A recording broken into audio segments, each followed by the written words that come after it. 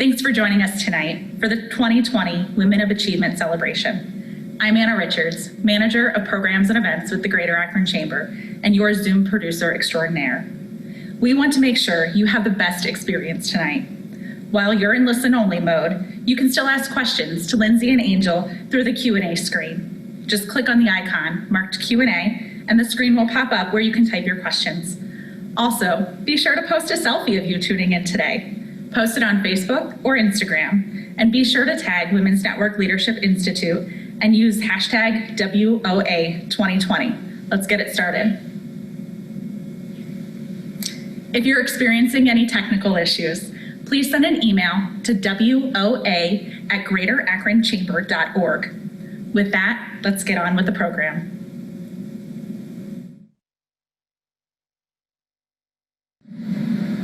Welcome to the 2020 Women of Achievement Awards, sponsored by the Women's Network Leadership Council. Thank you all for joining us tonight and celebrating some of Akron's most impressive leaders. My name is Dr. Jennifer Savitski, and I am the president of the Women's Network Leadership Institute. Our mission is to connect, inspire, and empower women through thought leadership, research, and best-in-class curriculum. Amanda Taub recently wrote in the New York Times that having female leaders was one signal that people of diverse backgrounds, and thus people of diverse experiences, are able to win seats at the table. This diversity and female leadership that she speaks of has made significant impact on several countries during this global pandemic. Jacinda Ardern of New Zealand, Angela Merkel of Germany, Tsai Ing-wen of Taiwan, and Sanna Marin of Finland, who, by the way, governs a country with 4 female-led parties, have all led their countries with some of the most successful responses to the corona pandemic, preventing illness, saving lives, and supporting the economic landscapes of their countries. The women and organization that we celebrate today have made significant strides in advancing and supporting women and expanding the diversity of experience and perspective that is vital to the success of our community. Thank you all for joining us as we celebrate them and their accomplishments. We'd like to start by thanking our sponsors for making this event possible. Our presenting sponsors for this evening's events are Akron Children's Hospital, Gojo, Huntington National Bank, State and Federal Communications, the County of Summit, and the Cleveland Cavaliers. Thank you all for your generous support of our efforts to make our places of work a true reflection of the makeup of our communities. Before we meet these incredible women, I would like to congratulate all of those who were nominated and give a word of gratitude to all of those who made nominations. In early May, when we reviewed the nominations, it became very clear that it was going to be extremely difficult to choose one winner in each of the categories. This year's submissions were superb, with so many women making stellar contributions to our community. It made for a very competitive and challenging process for our awards committee. Thank you to all of our committee members for your thoughtful and diligent service in considering all of this year's nominations. It is my privilege to have with us and to introduce tonight the Cleveland Cavaliers assistant coach, Lindsay Gottlieb, and Fox Sports Ohio and Cleveland sideline reporter, Angel Gray. They're here with us tonight to celebrate the achievements of our honored women. Cleveland Cavalier assistant coach, Lindsay Gottlieb, has been referred to as a trailblazer and a role. While not the first NBA female assistant coach, she is the first to make the jump from a college coach to the pro bench. And behind that leap are many lessons that we will hear about today. As a risk taker, many see her as a role model of hope and belief for young women. Coach Lindsay was at the pinnacle of her career coaching the Power 5 NCAA team at Cal Berkeley, and left a successful position to become an assistant coach in the NBA and the first female assistant coach in the Cleveland Cavaliers history.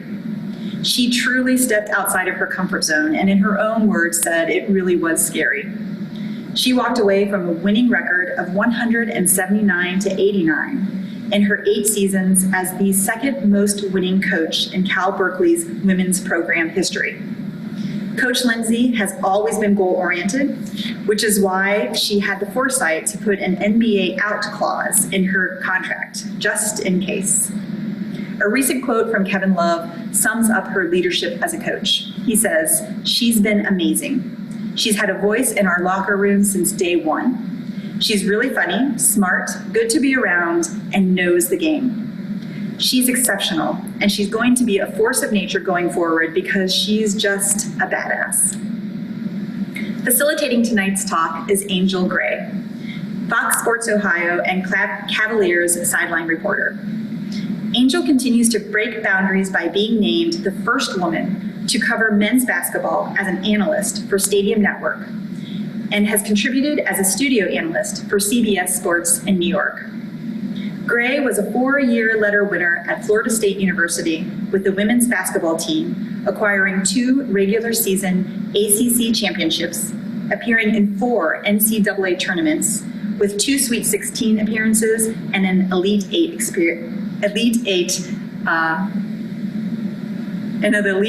appearance as well. It's my privilege to introduce to us tonight Coach Lindsay Gottlieb and Angel Gray.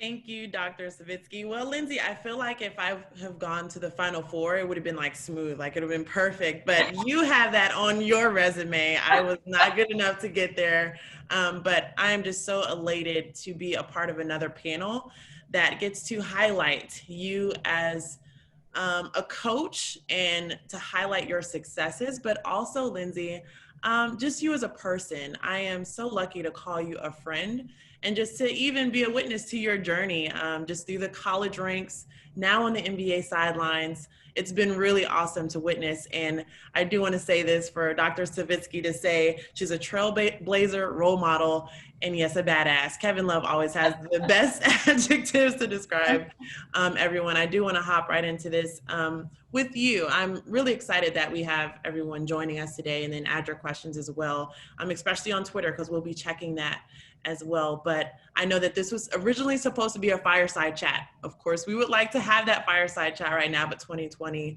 has felt differently. For you, Lindsay, just jumping straight into things, the most important thing to me when I was getting recruited, coaches said person, student, athlete. That's how important it is. You as a person is vital to understanding your journey. So if we can just start first at who is Lindsay Gottlieb? How did you become this amazing, badass, trailblazer, mentor? At what age did this all occur? Wow. Well, first of all, great to see you virtually. We have spent a little time here in these fireside virtual chats, so it's good to be with you again.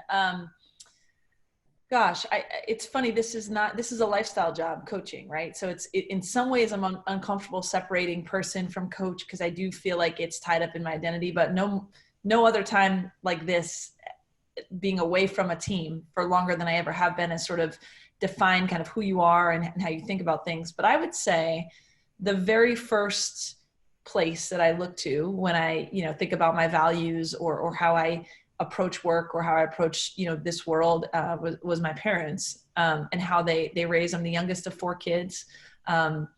They certainly valued us all having opinions, chasing our own dreams, not trying to follow some path that was constructed by someone else. So there's no question that, it's kind of crazy, but, my mother passed away before I ever became a coach. And my father, saw a lot of the coaching journey, but I don't know that they ever, when I was a kid, said, oh, she's going to be a coach. They knew I love sports, but they knew I also love politics and, debating things. And I just think they laid the groundwork for me to do whatever I was passionate about. And then I would say, in terms of formulating who I've become as a professional, happened in my college career when I went off to play college basketball at Brown, and I had a lot of friends who were collegiate athletes.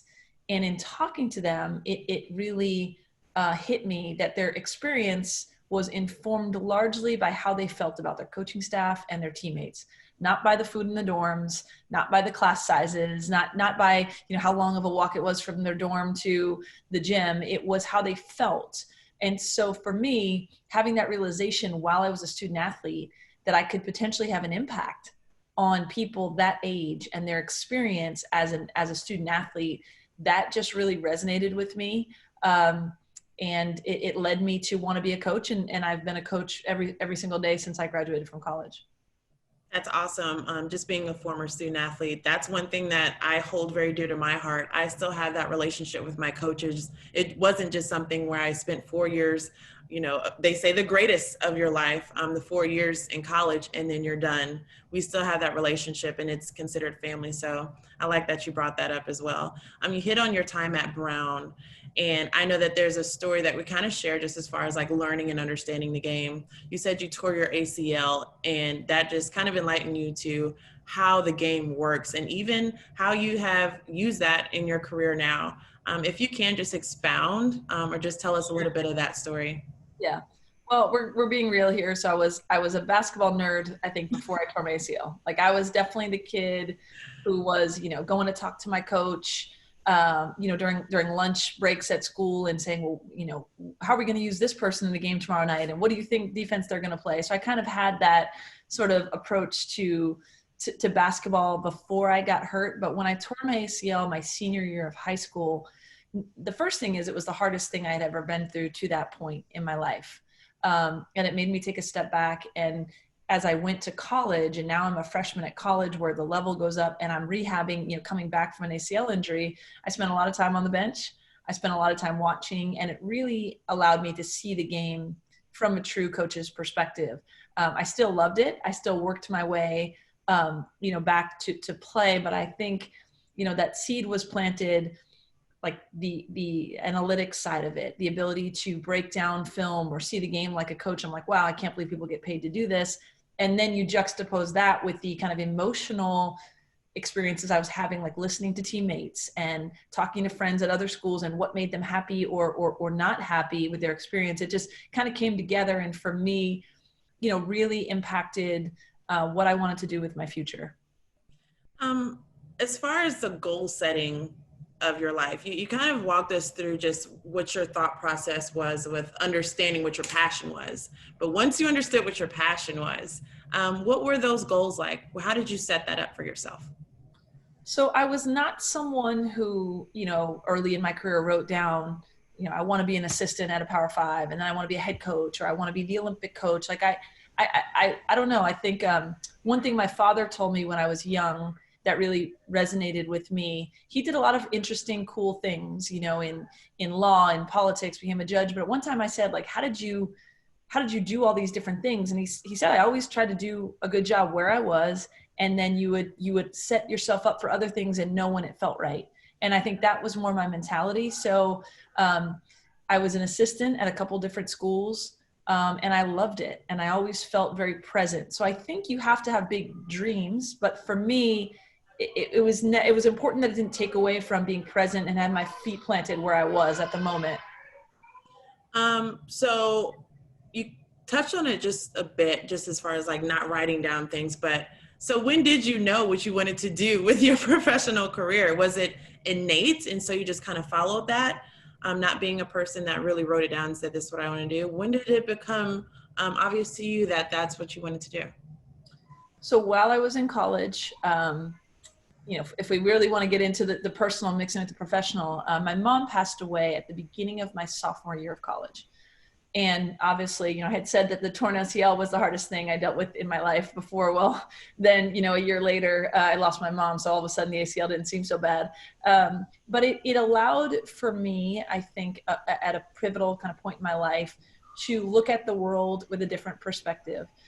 And because I was playing at an Ivy League school, we weren't on scholarship, and I took a leap of faith to go abroad my junior year. And I think that's because, I had this perspective of you have to go after things and follow, sometimes the scarier path, which I think has become a theme a little bit later in my career as well.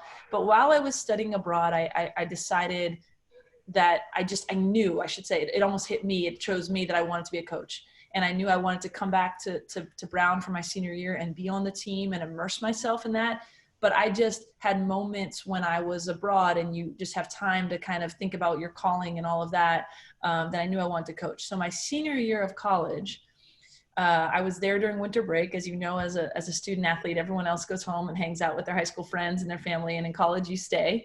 And I dedicated that entire winter break to job searching. You know, my other friends were applying to grad schools, or maybe they were doing interviews with companies, but I was sending out a letter to all 300 Division I head women's basketball coaches saying, this is who I am, going to be graduating. I know that I want to coach. So that's when I just kind of went after it.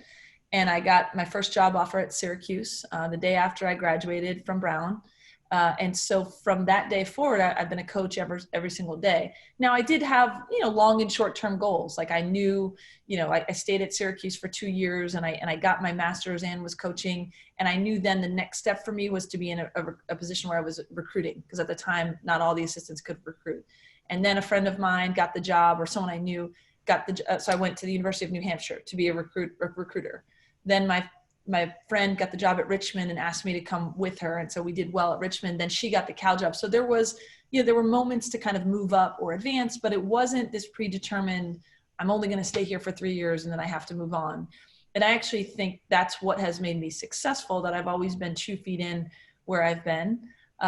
It was really, really hard to leave Richmond and go to Cal. My boss at Richmond got the Cal job. And so it was either go with her or look for a different job. That was scary, but it turned out to be professionally and personally really rewarding.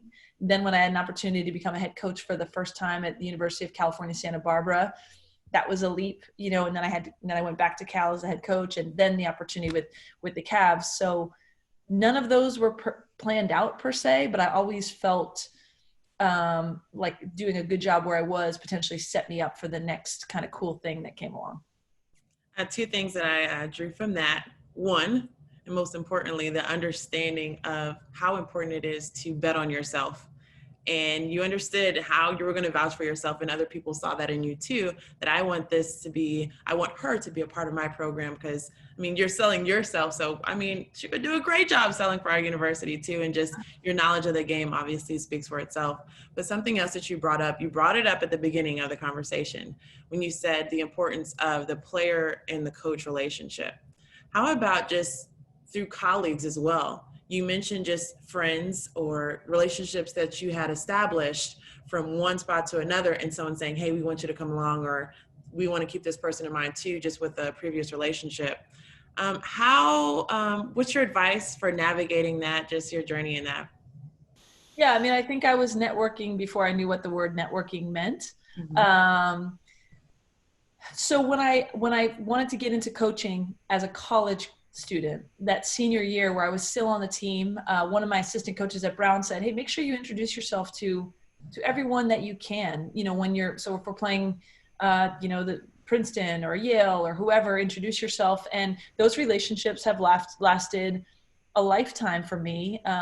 But I think that I went about it, and I didn't feel like I was job searching, right? I'm naturally a people person. I like to talk to any type of person. And I think it's allowed me in my field to become very fluid. So even though I was all in with women's college basketball, and I love women's college basketball, I was still watching the NBA and trying to seek knowledge from the NBA. And therefore I made some relationships in the NBA. Or when I had the chance to be around men's basketball staffs, men's college basketball staffs, I built, those relationships. I think the key is that they felt really authentic. And so it didn't feel like networking, but you're absolutely right. In this field, and I imagine many fields, a lot of it comes down to, to who you know and who knows you.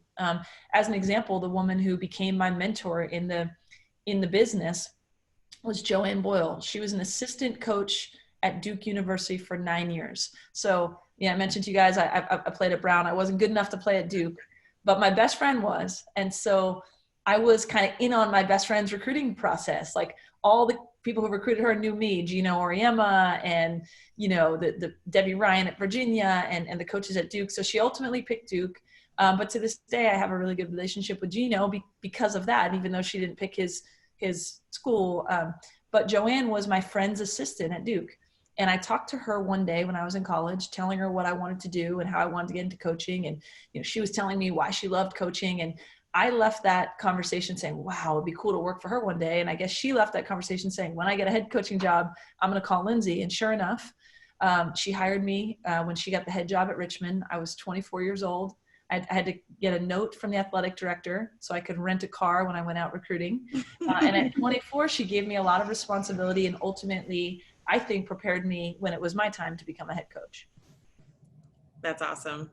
A nice little note at 24, Yeah. breaking boundaries for running the car. That's pretty cool.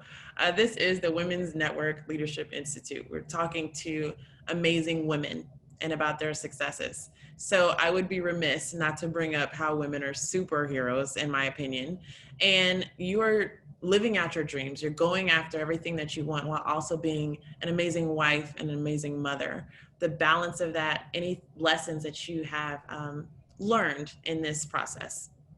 It's funny, as you said that, I'm in our home office. My husband walked up the stairs. I heard him. So he might have something to say about the amazing wife. I'm not sure, but that was perfect timing, Angel, because it was good for him to hear that from someone else.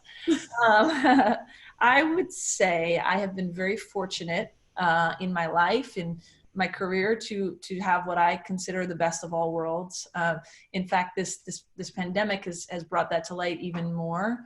Well, number one, that caregivers are the most amazing people in the world, because I think I'm cut out to do both at once, maybe not one exclusively without the other. I miss my job. I love our family, but I think that is slightly by, great fortune and also by prioritizing things in my life. Like, I knew that my career was important to me.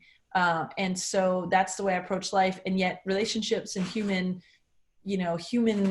things were not any less important. And so I think, my husband, Patrick, is like, that's what you're drawn to, right? I think he's drawn to someone who is career oriented and wants a family too. And that's what he is. And I was lucky enough to be a head coach when we had Jordan, so I could control my own schedule a little bit and create a reality for us that fits our family. We have a ton of childcare help, and those people are amazing, but we're also involved parents. And to us, we didn't want to sacrifice one thing or another. And so I've been very lucky in that sense. I know everyone doesn't have, all those choices, but to me, I think that's really important to model that for other people, that, if you're unapologetic about that, I think that changes the norm.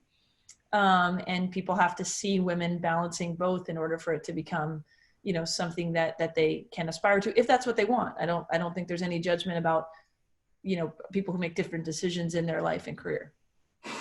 Well, I'm Team Jordan, so thank you for being a mom. That is Lindsay the person. We're going to dive into Lindsay the coach. So the obvious first question, your transition from college to the NBA, what was that like for you? Oh, totally boring and seamless, a coaching change in the middle of it, a pandemic, moving across the country. It's been, nothing. No, it's been a wild year, but we're really happy. I feel very lucky. There are definitely times where I'm like, this is just, it's a life experience that, was really scary, but I'm so glad that I did it. I think the biggest adjustment is I did one thing for 20 years, right? I was in women's college basketball for a long time. And so the rhythms of it and, how things work and when you push buttons and when you back off and when you take a break and when you go in overdrive, like I knew it like clockwork. And now all of a sudden, the schedule changes and the rhythms change, and people underestimate that was a bigger adjustment than, say, how you teach pick and roll defense, because pick and roll defense is pick and roll defense, whether it's, Tristan Thompson or Talia Caldwell, a woman that I coach. So that was a big difference. But the guys have been unbelievable. I'm around incredibly smart people all the time who push me to be better. I've been, really accepted within the organization, and I think given a lot of important responsibility, and it's been a growth thing for me and something where I just feel really invested in the organization and what we're trying to do here in Cleveland. Nice. I know that this season we were able to go over quite a few stories just about the sisterhood. We heard that a few times throughout the league and the representation of women throughout the league, just that term, sisterhood, mentor as well. When did you believe it was possible to coach in the NBA, and how did seeing other women come before you aid in that? So I think the best way I can describe it is that I never believed anything was impossible. And that, I think, is just my mentality and what I got from my parents. But there's a difference between not believing it's impossible and really believing that it's possible or tangible. And I do think when Greg Popovich and the Spurs hired Becky Hammon, now you see someone doing it, and that makes it a little bit more realistic. There's no question that from the time I was a coach, like you think about maybe coaching in the NBA, but when Becky got hired, I think it changed the conversation a little bit. And as Adam Silver, really started to be vocal about wanting more women in the league, it became something that was, I don't know, it was out there in the air. So I started to have some conversations with people. Most of them were philosophical, right? So I had a relationship with Steve Kerr in the Warriors, some people, some sports writers in the NBA or front office people, and they would ask me like, oh, where do you think it's going to be in 10 years? Or, that kind of question, or how do we get more young women involved? So I had a player at Cal that we set up with an internship with the Warriors, but nobody was really saying, hey, do you want to be in the NBA right now? Or what would that look like for you? Because I think no one had done that. So a men's college head coach in a Power Five, if they were to move to the NBA, it would be to be a head coach. I mean, that's the move you would make, unless you got in trouble or got fired or something, then you might go be an assistant. So I don't think many people were thinking, I don't think anyone was thinking, let's hire Lindsay or anyone else to be a head coach. But when Kobe Altman came to me and said, look, we have a new head coach, and we're building this thing in Cleveland now a little bit differently, because obviously it's the post-LeBron era. And he said, we want you to be a part of it. And here's why. I know everything you've done. Here's what you can bring. That was really, really different than any other conversation anyone was having. So I had thought it was a possibility, but until someone said, this is my vision for you, that was really different. I want to address too, you mentioned just the transition dealing with guys, and then also the WNBA is playing as well. You have a few players that are in the WNBA doing phenomenal. Everybody watch the WNBA. It's a very good product. But just earning the trust of your players is easier said than done. What are some things that you said early on that was very important to you, but how is that proven? How do you establish that, not just with women and a league or relationships that you've known for 20 years in women's basketball, but transitioning to in the NBA as well? So I think the differentiator is not male or female, it's elite athlete, maybe versus sort of casual player or what have you. So the way that I've experienced it is that elite athletes, what they value in their coaches, it has nothing to do with gender. So I think what those athletes value the most is, number one, do you know what you're talking about? Like, do you know your stuff? Can you make me better? That's what they crave. And then they also crave a belief that you care about them as a human being, like you care about them away from basketball. So relationships. So I think that's how you gain trust with elite athletes. It's really taking the time and being authentic about connecting with them and caring about them, having nothing to do with basketball, and then also having the ability and the desire to make them better, to see them achieve things. Like how I see it as a coach is, we kind of are where we want to be, right? Like when I was the head coach at Cal, I'm like, this is my dream job. And so I want to give to my players. I'm not trying to get from you. And I think it's actually very similar in the NBA that, we're all professionals and we all want to win games and do well, but how can I help you get where you want to go in your career, be the best player you could possibly be the best young, man, a human being you can possibly be. I think it's so fun just covering both sides of it. So I talked to Rashonda Gray because she's now living out her dream playing with the Los Angeles Sparks. And I asked her about her relationship with you. And she said, look at what she's doing. She's a superhero. And of course you come back and you're like, no, I'm proud of you. But then also being at practice every day and seeing the guys come up to you and they're elated to just see you and talk basketball with you and pick your brain about different things. So I think that's really awesome that you are living what you're saying. And I think that we need to see more of that in this world today. My last question for you before we open it up to our audience and some of the Twitter questions is leadership. What are the strongest characteristics of a leader? I would say for sure having a servant mindset. Like how can I make the organization or other people or the team better? I have not seen too many successful people. I haven't been around too many successful people who are all about their own personal fulfillment only. Doesn't mean they can't be ambitious, but I think they have to care about other people. I think flexibility. The best leaders I've been around are willing to, change, to look at a different type of offense or defense, to approach a problem differently. And that doesn't mean, throwing something different at the wall every day, but really being open-minded to say, let's grow, the ability to think outside the box. So I would say servant leadership, flexibility, and then, really being authentic. You can take pieces from other people, but you have to then bring that into creating what is the strongest, most powerful, best version of yourself. I love it. Thank you, Lindsay, for that part. That concludes our Q&A, but obviously we want to open it up just to a few questions that we have through Twitter. I'm going to start with a few of our partners that have a few questions, and I'll try and condense the question because I know a lot of people got a lot of went in for the details with the question. So I'll start first with a question from Goodyear. A 2019 report about NCAA sports suggests a gender imbalance in leadership of teams. 9% of Division I male teams are coached by women, and 11% of ADs are women. But perhaps more importantly, the NCAA women's teams largely aren't being coached by women either. So if we believe that student athletes are the future leaders, how would you suggest that we encourage our universities to engage in more representative hiring decisions to show young women that they too have leadership potential? I think that's a great question. I'll let you go for that one, Lindsay.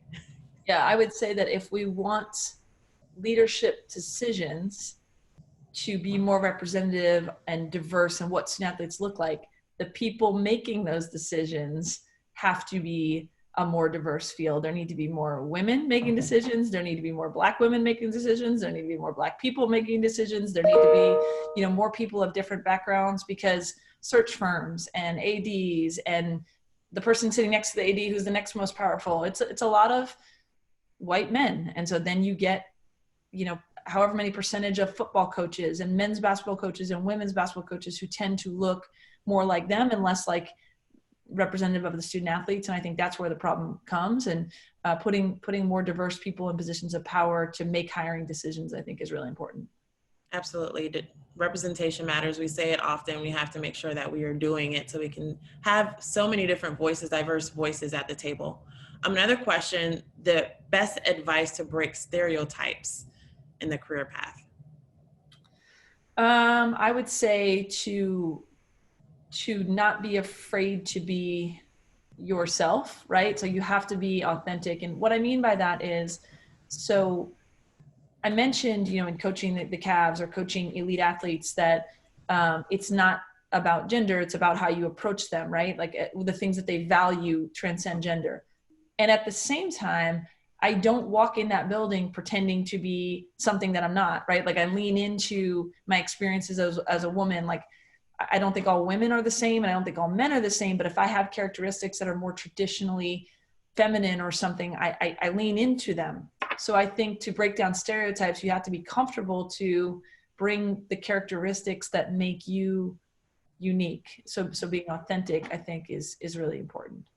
Absolutely. This is kind of piggybacking on that last question. As you continue to break barriers in professional sports, what is the best advice you can give to women who want to follow in your footsteps? Yeah, I mean, I would say really, really know your stuff. I wish it wasn't the case, but I do feel like I have to be better than average or better than just okay, or, because I do think I'm not just representing myself, I'm representing, women or women who came from college, the NCAA. And so I really take that personally, that I want to do a great job for all the women who may be looking to come behind me. But I would say be really good at your stuff, but still be authentic. Don't try to be anything or anyone else, and value relationships, and don't put yourself in a box, right? I think part of the reason I've gotten here to the NBA is because I wasn't blinders on, only watching, or learning women's college basketball. I was learning the game at every level. I love that. You're doing a great job. I mean, I look up to you in so many different ways, and please believe I do have your jersey that is in the gift store. So yes. A question from Spectrum Reach. Have you reached any pushback from players not as receptive to a female coach? If so, how have you handled this challenge to game? I mean, really not at all. I can't think of one instance where I felt in any way, the guys in that building or the staff in that building, reacting negatively in any way. I would say the place where challenges come, it's more systemic, right? Like nobody's ordered the women's gear before, or when you go on the road, I can't tell you the number of times that, when we're in opposing arenas, they have separate locker room space for, the female coaches. Some's better than others. I've been with the mascot, or I've been in something wonderful, right? But when we're trying to get from the locker room to the court, I can't tell you, and a lot of my female colleagues across the league said the same thing, the number of times I was asked to show a credential when none of us have ever even gotten a credential. None of the male coaches, we don't get one. You just walk where you need to walk once you're at the team. But it's ushers or people that just, they're not used to seeing women. So I wouldn't even call it pushback. It's just, lack of understanding. But anytime that happened, our male staff and our players would be like, no, she belongs here. Like she's coming right here. And they were very defensive and protected, which was funny. I love it. Yeah. We always say sisterhood, but it's a family. I will say that on the road, we see each other all the time. We're traveling with one another. So it's good that they have your back. And if you need any help, I got your back too. Next question comes from Anna. You've had some creative coaching methods throughout your career. How do you work to build confidence in your players, both on and off the court? And what has been the drivers for some of these creative ways? So I don't know exactly what Anna's referencing, but I do, at Cal, I think I was known for being able to meet players where they are. And a lot of times it's you meet them where they are, and you may be trying to get them somewhere that they've never gone before. But I had a real belief that it's okay for each player to be unique and for each player to be different. Now, there's times where you're traveling in the airport or you're traveling to a game and, you said everyone's wearing the same gear. Like we're wearing these pants and this top and we're supposed to look the same. And that's, that's great. That's helpful at times. But we spent so much time kind of building a culture where the players cared about the California on their front of their jersey. And they really believed in that then we were all comfortable, that one player, have a mohawk and another player have long braids, and one wears skinny jeans and one wear baggy jeans. And what I found is that when they're allowed to be themselves, truly makes them a better player, makes them a healthier person. And also I think allows them to really buy into team, because you're not pretending that you're not an individual. You're just saying the collective is the most important, but we got to bring our own self. And what I found is that, some players set more screens and some players shoot more and some players get more media attention. And when they were allowed to kind of really feel like they were valued, then they bought into that more. So I think that was the impetus behind my philosophy around that as a college coach. I actually think, to be honest, that translates pretty well to the NBA, because I think college coaches that are trying to get every single person to fit in the same box, that's not going to work in the NBA, where these are grown people with their own style and their own brand. And you better have experience trying to get the individuals to also care about the team. I love that. I see it all the time, especially with authentic, ways of each individual and just them being comfortable. They're more loose. So I definitely agree with that. This is a hard hitting question, Lindsay, coming up here. Okay. It's from Goodyear. Who is more rowdier in the locker room after a win or a loss? A gaggle of college women or a herd of pro men? Wow. So I have a lot more data with women, right? Because 20 Right. seasons.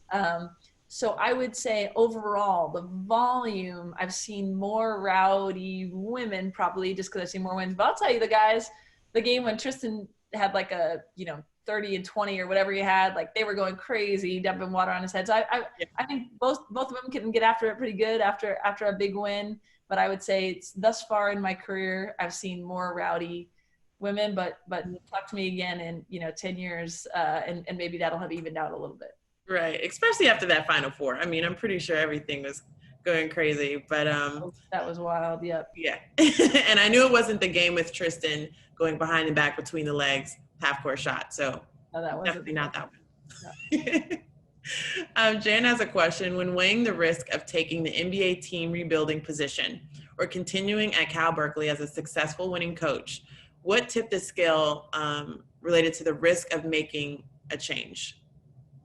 That is a great question, because that is how deeply I thought about it. You know, I was happy at Cal. Our family was happy. I mean, my husband's never lived outside California. Like, we were Bay Area people, and things were going well. And then things were going great. And then all of a sudden this other opportunity came. And not only that, but it's an opportunity where, you know, people get fired in the NBA. Like, the job security isn't the same. And so you're absolutely right. It was, you know, this kind of scary thing, new, different, versus a very kind of safe thing that I've been doing. And I think what tipped the scales is there was one time when Patrick said to me, well, what do you want your legacy to be? And I think that sort of just changed my mind. And there's nothing wrong with a legacy of, you know, staying at Cal and hopefully impacting, you know, the women that I coached. But I thought about, could I impact a far more broad range of girls and women by being in the NBA, and even better, maybe men, you know, the guys that I coach and the people that are important to them. So ultimately, I think it was legacy and bigger impact and new challenge. And when I started feeling the fear, I knew that's when I had to go. Mm-hmm. Absolutely. Well, I'm just happy that you are here in Cleveland with me. So you're off the hook for this question. Someone is asking me, as a college basketball player, you advanced to the Sweet 16 twice and Elite 8 once, 4 consecutive NCAA tournaments. But how did that impact who you are today? I say a great deal, because nothing came easy. I was not handed a thing, and just understanding the grind of being a student athlete. Your day is pretty much mapped out for you from 6 a.m.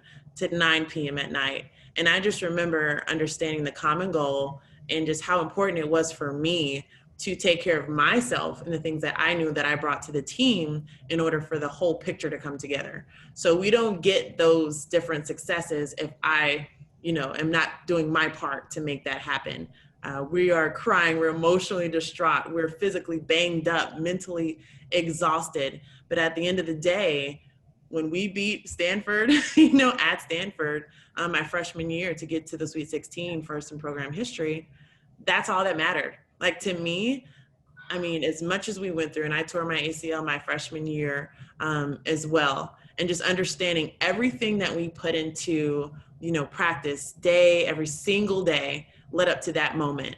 And so when you realize that, you understand it's innate. It becomes something that you take with you, not just, you don't leave it in college for those years, but you take it to the workplace and how you treat your colleagues and how important it is to build those relationships that Lindsay was talking about, and understanding the common goal that you're trying to reach. So today, absolutely. I mean, I'm working with a different team. I'm not dribbling, but at the same time, I'm working with the team to make a great product. We have to cover an amazing team and an amazing franchise, and we want them to know that we're doing our very best. And if I am lax in my department, then as a whole, we are affected. So I think that's just one way that I kind of carry that, everything that I've endured in college, and bringing that with me today, if that answers the question. You know, I was at that game at Stanford. I was an assistant. Are you serious? And I went to watch that game. It was like, we were shocked that they got upset by Florida State, but it's great. What a small basketball world it is. Absolutely. Well, that's awesome. This is for both of us. I'll start with you, Lindsay. What motivates you? Wow. I think impact. I think the word impact, like, can I impact Kevin Porter Jr. today? Can I impact Kevin Love, you know, who's a future Hall of Famer, like, in one little way, you know? Can I impact the community, young girls or boys in some way? But I think that's my biggest motivator to be successful, is to be able to have as much impact as I can on as many people as possible to help them become great at whatever it is that they're trying to do. Awesome. For me, it's purpose, and that we don't get a lot of time to get it done. Like, no day is guaranteed. So just understanding that I have breath for a reason, and to try and be my very best at everything that I can possibly get my hands onto. But then also, I do believe just in the relationships and the power of the mind, but also of the words that you speak to someone else. So, I mean, it can be something as simple as, I hope you have a great day. And someone may take that and just, that changes everything for them. So that's just big for me. Who have you looked to as mentors, guides, role models, and why? You hit on it throughout our Q&A, so I'll go over it unless you want to hit on it. Go for it. Okay. For me, I think a mentor too is, they don't have to know that they're a mentor to be your mentor. I've been able to speak to her twice, but Robin Roberts is amazing. for me. I love that Michelle Obama is just a rock star, and just, I'm still trying to get through her book right now. But my mom, you know, my family, my brothers and sisters, the people that have gone before me, the trailblazers, Nancy Lieberman, LaChina Robinson, you know, Doris Burke. There's so many different women that I can say are role models and mentors and great guides, because they have done it, but they have done it to the best, that like the standards high. It's not just they're great as women, they're great, period. And you hit on that as well, just being the best. And I love that. Not only are they the best, but two, and I know that you've kind of witnessed it for yourself too, Lindsay, they're not afraid to reach back. Of all those women outside of Michelle, I've been able to speak to, and they've been able to leave a nugget here or there, or, you know, reach back and say, I'm going to help the next. So I think that's very important to have those type of characteristics for someone that you look up to as well. Next question. What do you want your legacy to be? I feel like I'm too young to be talking legacy. I think there's so much more I have to do. But I would say just that, that I help push the NBA forward in terms of what's possible for people. And it's not, I don't have some goal of saying we need to have a female head coach in the NBA by this date, or we need to have X number of women in the NBA.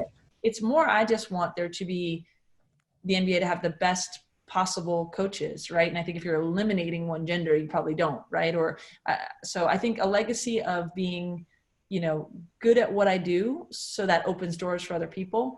A legacy, the most important thing to me is the people that I've coached and the impact I've had on their lives. So that the women that you've mentioned from Cal, I wouldn't be where I am today if they didn't bust their tail and, you know, and get wins and have my reputation built up. And I hope that we can say the same for NBA players, you know, down the line in terms of, you know, so I think just a legacy of impacting people, which ultimately then can help push women in the game forward.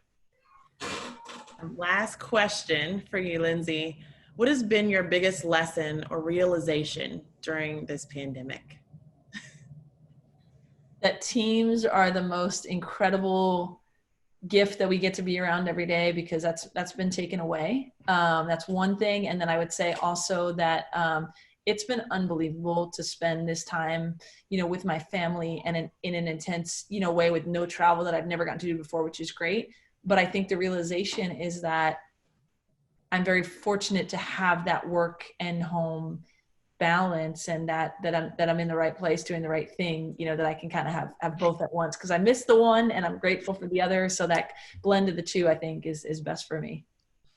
Well, thank you so much for sharing that story. I want to get back on the floor as well. I'm missing basketball with you guys. So Lindsay, I can't thank you enough for your time and just your journey, and how you just are living a dream, and you're literally laying the foundation. We really appreciate your time and everything that you're doing for this game. So thank you.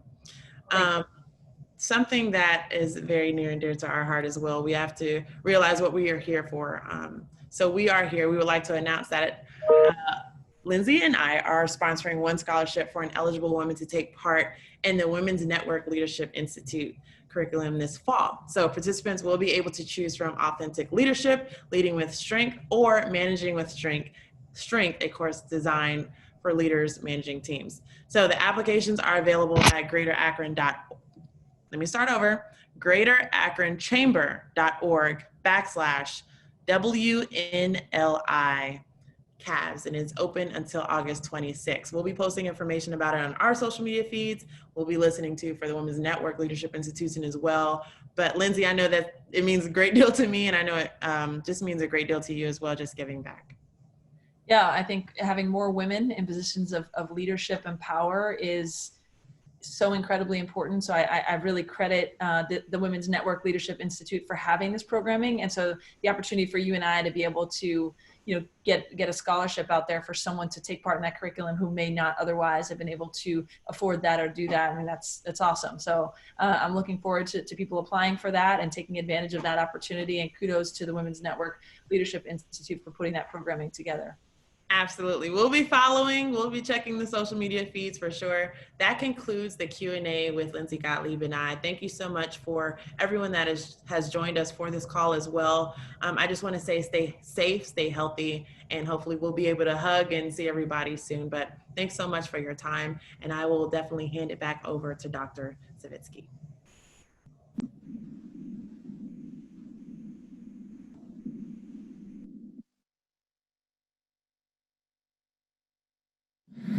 The Woman of Achievement Award honors an exceptional woman selected for her history of going beyond her own personal and career accomplishments to encourage success among women, break down barriers, and mentor others. She has taken risks to make strides for herself and is now actively supporting and empowering other women in economic and community life. Tonight's winner has said, "As a woman in the workplace, for as long as I can remember, I knew that my success was intentional, driven by desire to propel personally and professionally. It was not uncommon for me to seek opportunities to prove myself. It is not lost on me that women of color are faced with monumental barriers that require a bulldozer mentality." Congratulations to Sonya Williams from Kent State University, the 2020 Woman of Achievement Award winner. Thank you, Dr. Savitski. I would like to first start off by thanking the Women's Network Leadership Institute for such an honor to receive this year's award. It warms my heart. I would like to just say that I know that I am joining many great women who came before me, and it is such an honor. I'm humbled by that.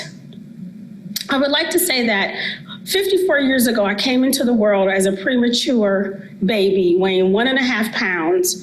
That birth has been the mantra, if you will, or purpose of my life as a survivor. 54 years ago, when you think about medicine and technologies, it really is a miracle that I stand here 3 months in an incubator 54 years ago.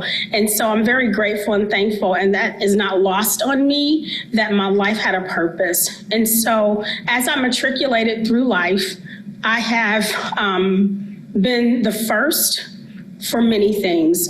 First college graduate in my family, first to reach professional and personal heights in my family that I'm very, very proud of.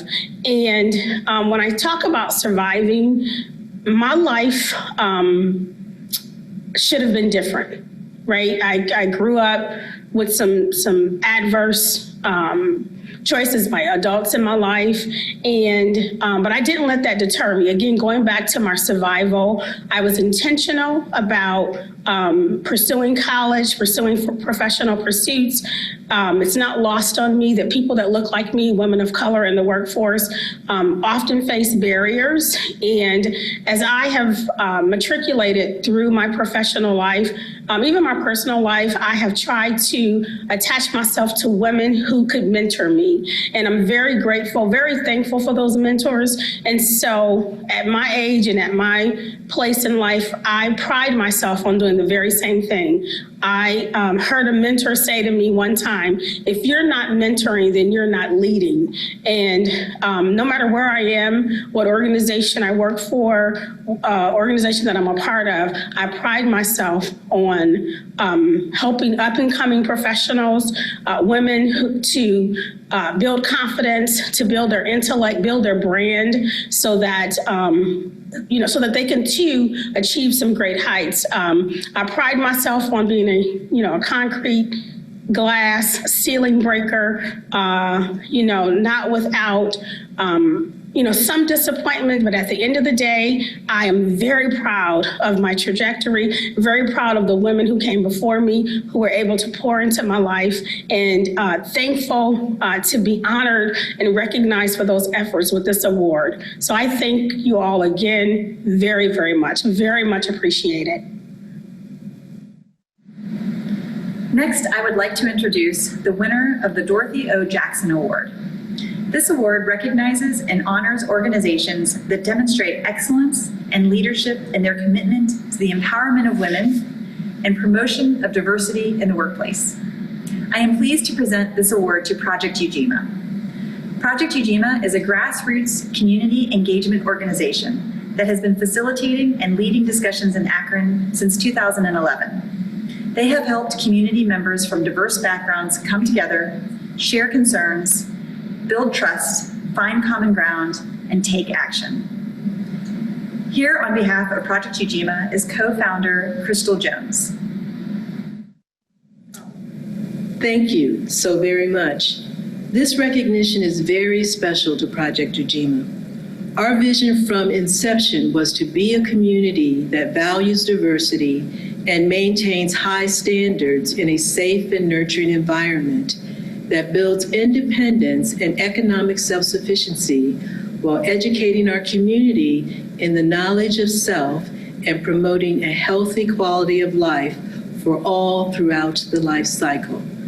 We again want to thank the Women's Network Leadership Institute for this beautiful award, which honors the wonderful life and legacy of our beloved Dorothy Jackson.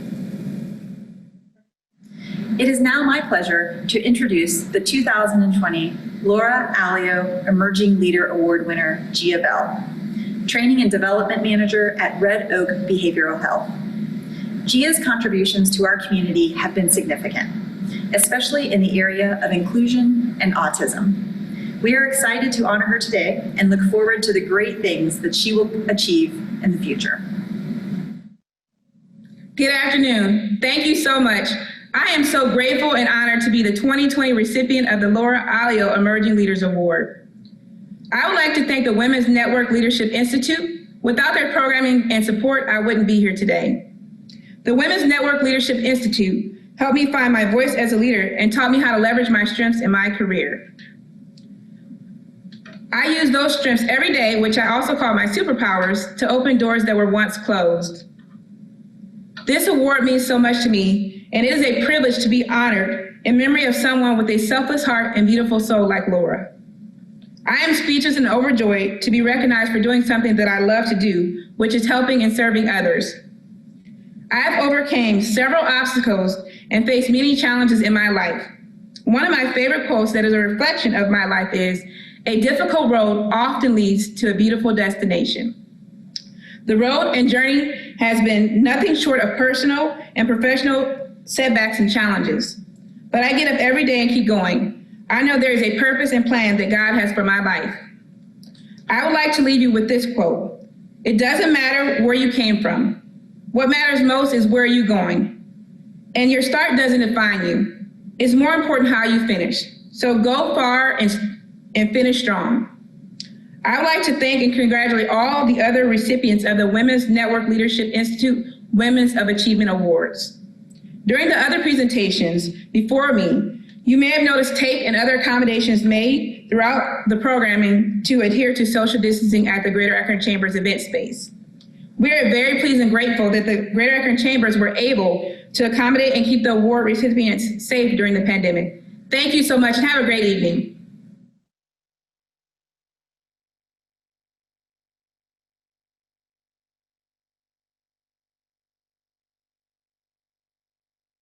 Hello, my name is Beth Teaman, and I work for Huntington National Bank in Akron.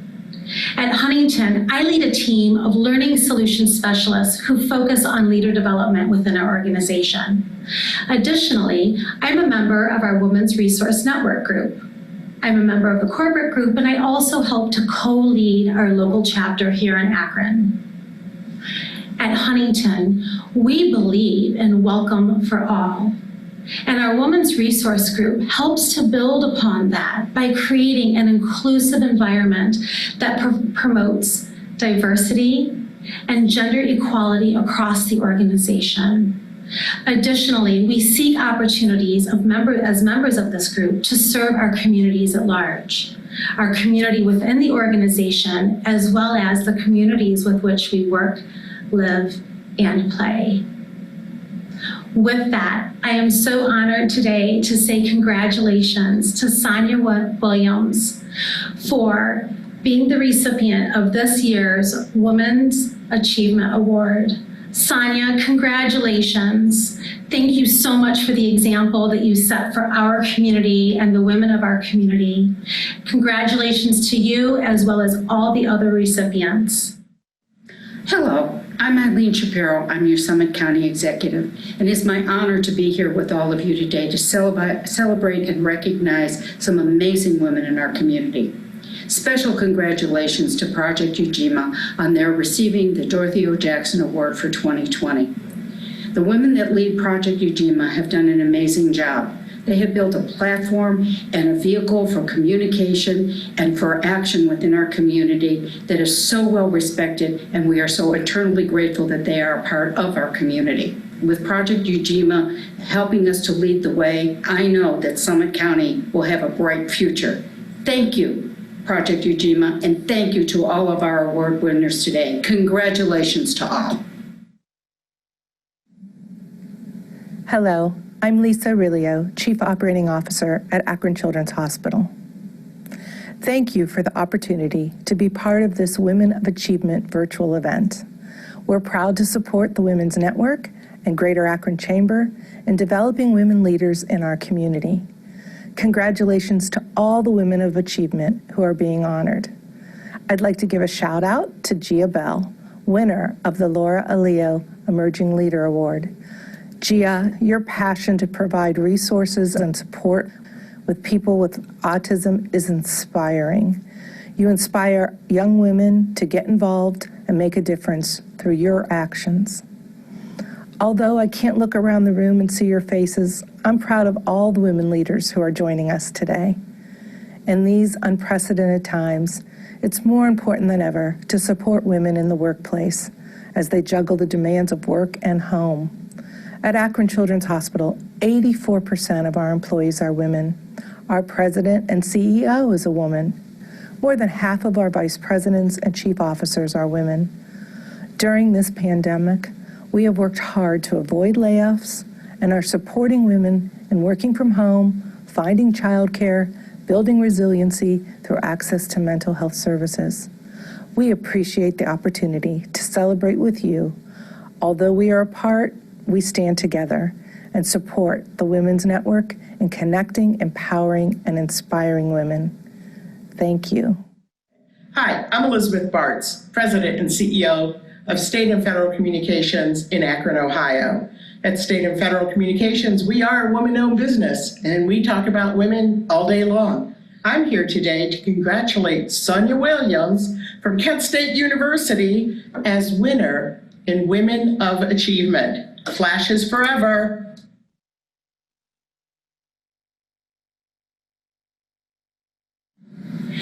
Congratulations to all of our award winners tonight. Also very deserving. We're all so happy for you. Congratulations and thanks for your inspiration that you've provided to all of us. Thank you, Coach Lindsay and Angel Gray, for your thought-provoking comments and your life lessons. We really appreciate you being here tonight to support this celebration. My name is Jan Conrad, and I'm Executive Director of the Women's Network Leadership Institute. Tonight, we heard from Gia Bell, who talked about her superpowers. And we heard from Sonya Williams, who talked about having the mental fortitude of a bulldozer. Those words have deep meaning for each of these women, and they used those words to paint a mental picture of where they wanted to go with their career and how they wanted to use their strengths to move their path forward. But it takes more than a plan, it takes action. Women's Network Leadership Institute is here for you. We hold workshops, we have virtual meetups, we have curriculum that will help you understand your strengths and build your confidence and surround yourself with a group of other women who will embrace you and help you find your path forward. We want to serve as the catalyst that creates the shifts in your mindset to actually move the needle on workplace parity. I challenge each one of you to think about what you heard from Coach Lindsay. How are you going to find your superpowers? Are there places in your mind that need the mental fortitude of a bulldozer. Again, I want to congratulate all of our winners who so much deserved their recognition tonight. Congratulations to Gia Bell, to Project Ujima, and to Sonya Williams. We celebrate your achievements, and we thank you for your example for all of us who want to find our global influence. Thanks again to Coach Lindsay, Gottlieb, and Angel Gray. Finally, thank you, Cleveland Cavaliers, for sharing this evening with us.